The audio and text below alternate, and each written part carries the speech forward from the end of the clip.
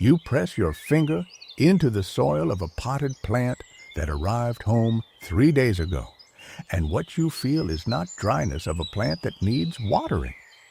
What you feel is wetness, a heavy, cold, airless wetness that clings to your skin like a warning.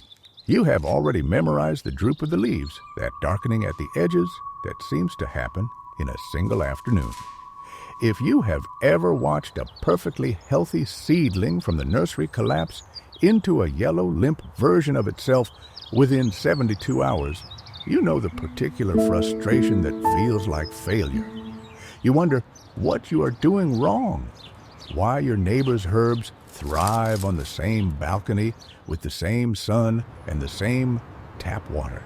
The answer is hidden in the soil, far below what your eyes can see, in a decision you made the first time you watered. The old gardener, a man in his 70s who has been planting in the same patch of earth for 5 decades, calls this the drowning cycle. He watches new gardeners kill their plants with kindness, pouring water every morning because the top layer looks dusty. But the soil, he says, does not breathe when it is full. The roots suffocate, and the plant dies not from thirst, but from a lack of oxygen, drowned in the very element it needs to survive. Here's what nobody talks about. The problem is not just how much water you give, but what happens to the air pockets in the soil when you flood it. Those tiny spaces between grains of earth are the lungs of the root system. When you saturate the ground, those pockets fill with water, and the roots cannot exchange gases. They begin to drown slowly, invisibly, while the leaves above ground show the first signs of distress only when the damage is already done. The 70-year-old learned this the hard way, killing more plants in his first decade than he saved. He noticed something strange one summer. The tomatoes he forgot to water for 3 days looked better than the ones he watered daily. The neglected ones had deeper green leaves, thicker stems, and a resilience that baffled him. He started testing the soil with his bare hands, squeezing it, smelling it, learning what healthy earth feels like.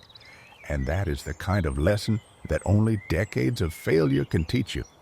This channel exists to save you those decades, one soil secret at a time. Subscribe if you want to keep uncovering the invisible truths that separate a dying plant from a thriving one. Before you scroll away, comment with the word drowning. If you have ever lost a plant to overwatering and never understood why, it should crumble, not clump. It should smell of wet earth after rain, not of sour rot. When he dug his fingers into the soil of the overwatered pot, the stench was unmistakable, the smell of fermentation, of roots turning into mush. That was the moment he connected the drooping leaves to the wet soil, and he never watered the same way again. But here is the trap.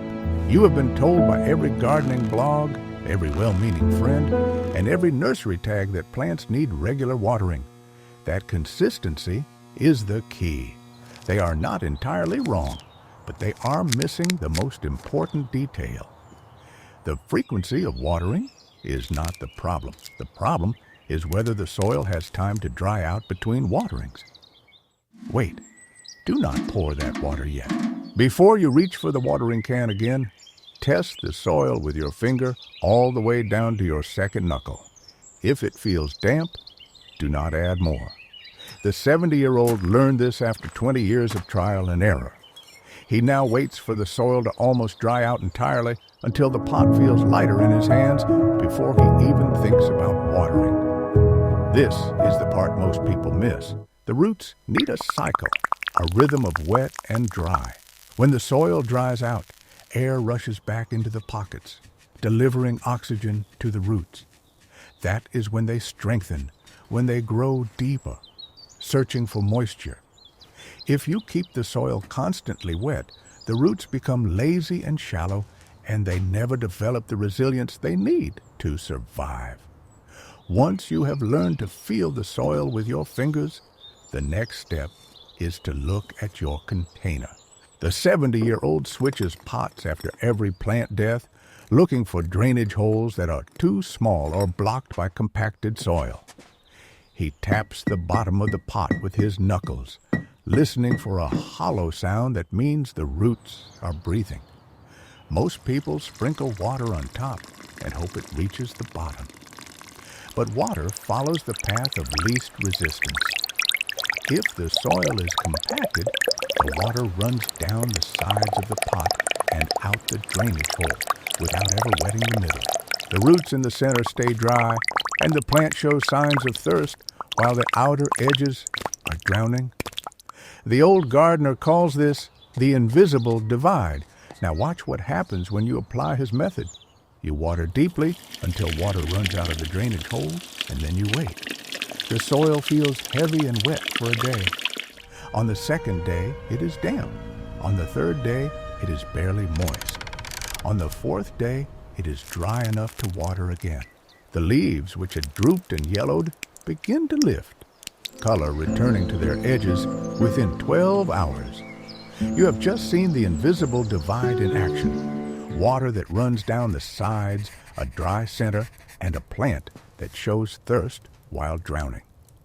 That is the kind of pattern most gardeners never notice until it kills a crop. Oh, damn it. If you want to keep uncovering these hidden dynamics that the old gardeners passed down by hand, subscribe so you do not miss the next layer of this method. And leave a comment with the word divide. Tell us how long your own soil takes to go from soaked to dry, so we can compare notes on what is really happening beneath the surface. The plant is not dying from your neglect. It has been dying from your attention.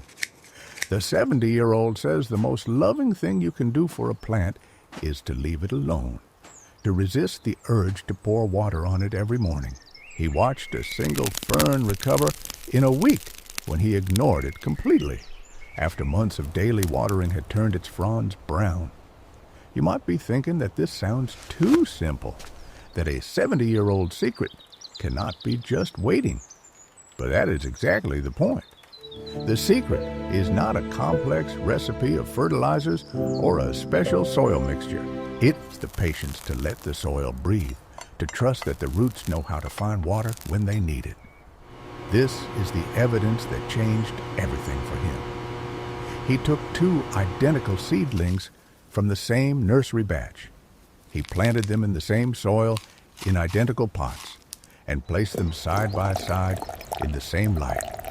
One he watered every 2 days, keeping the soil moist. The other he watered only when the pot felt light, every 4 or 5 days. After 14 days, the first plant was yellow and drooping. The second plant was deep green, twice the height, with a stem as thick as a pencil. You can replicate this test in your own home today.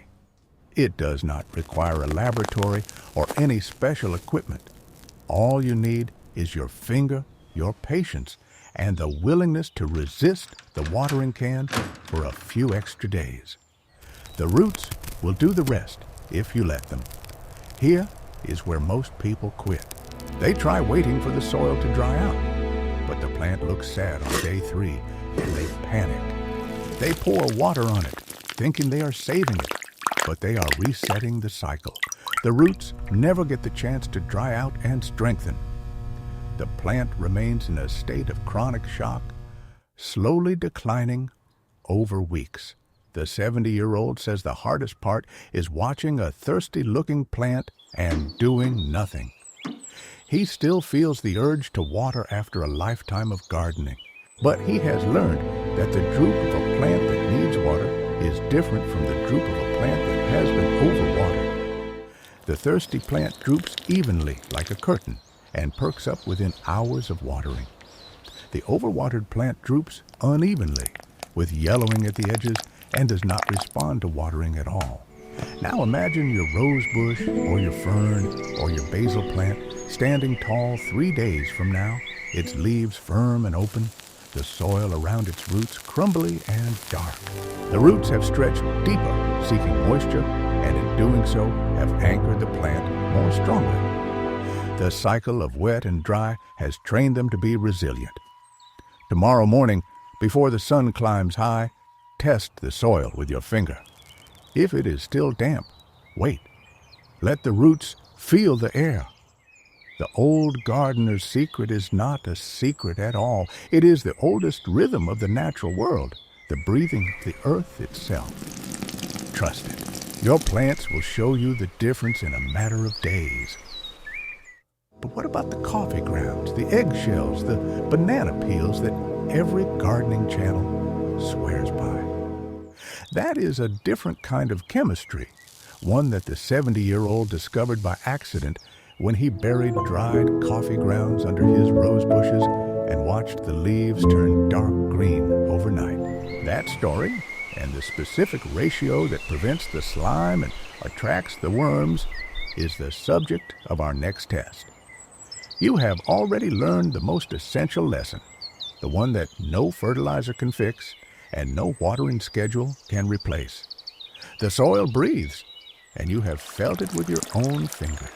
You have seen the difference between a plant that is thirsty and a plant that is drowning, and you now know that the secret is not in what you add, but in what you withhold. The 70-year-old still walks through his garden every morning, testing the soil with a practiced touch. He does not measure. He does not calculate. He simply knows the weight of a healthy pot and the smell of earth that is ready to drink. His hands have become the best instruments he owns, more reliable than any moisture meter or gardening app.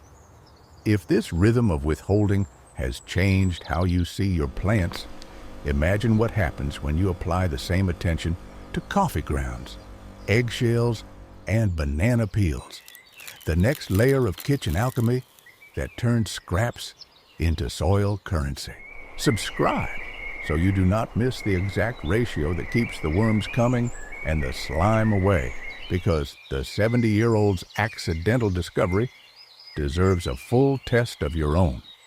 And in the comments, tell me, which kitchen scrap will you bury first, now that you know the soil breathes?